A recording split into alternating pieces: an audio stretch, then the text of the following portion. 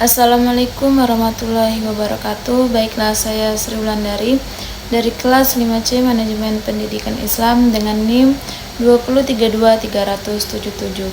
Baiklah, langsung saja di sini saya akan menyelesaikan ujian akhir semester dari Bapak Dr. Jamaluddin SAG MPD dengan mata kuliah Manajemen Mutu Pendidikan. Nah, di sini saya akan menjelaskan tentang pengertian dan jenis-jenis benchmarking.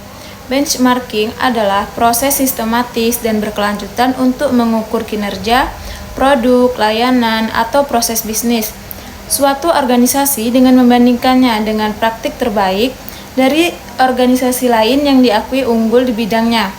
Nah, jenis-jenis benchmarking itu adalah yang pertama ada internal, antar departemen atau unit di institusi yang sama.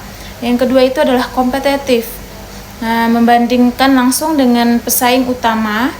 Nah, yang ketiga itu adalah fungsional atau generik yang disebut dengan institusi di luar sektor atau industri yang memiliki proses serupa.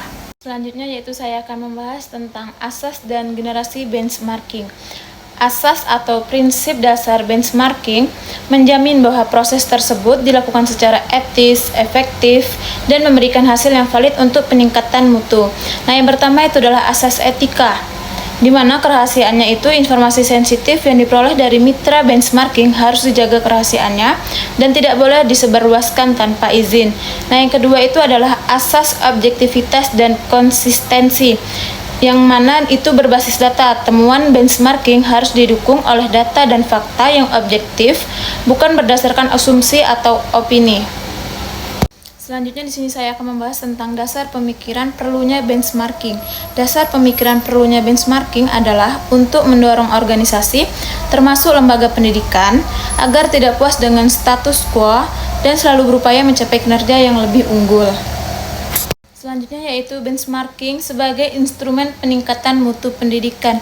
Benchmarking bekerja sebagai instrumen peningkatan mutu pendidikan melalui 5 fungsi utama, di mana yang pertama itu adalah penentuan standar keunggulan eksternal. Benchmarking memungkinkan institusi pendidikan untuk melampaui standar mutu internal, misalnya standar akreditasi minimal, dan membandingkannya diri dengan standar kelas dunia atau standar terbaik dari institusi pendidikan terkemuka lainnya yang baik, yaitu nasional maupun internasional. Yang kedua itu adalah validasi dan inovasi proses.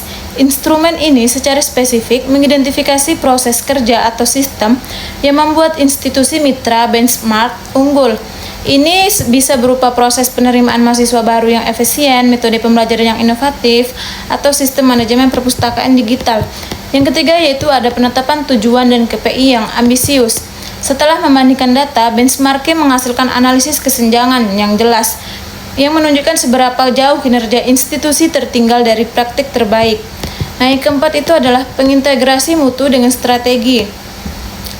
Dalam konteks pendidikan, benchmarking seringkali digunakan untuk memvalidasi dan memadu strategi institusi, sering disebut peta konsep atau strategi roadmap. Nah, yang kelima itu adalah pemberdayaan budaya organisasi. Benchmarking memberikan bukti nyata mengenai posisi relatif institusi yang dapat menumbuhkan rasa urgensi dan semangat untuk bertumbuh di kalangan dosen, staf, dan manajemen.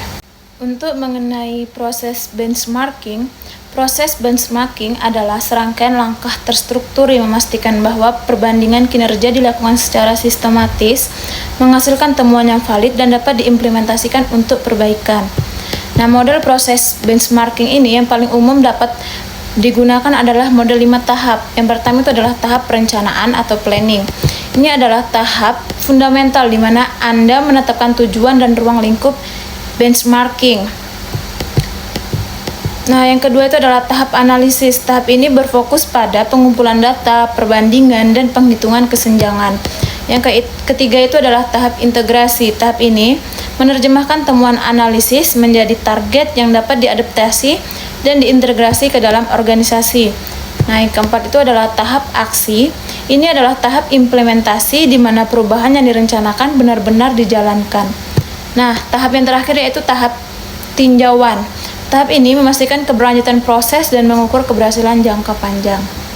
Nah, baiklah, itulah hasil dari pengertian benchmarking dan jenis-jenis benchmarking. Saya akhiri, wassalamualaikum warahmatullahi wabarakatuh.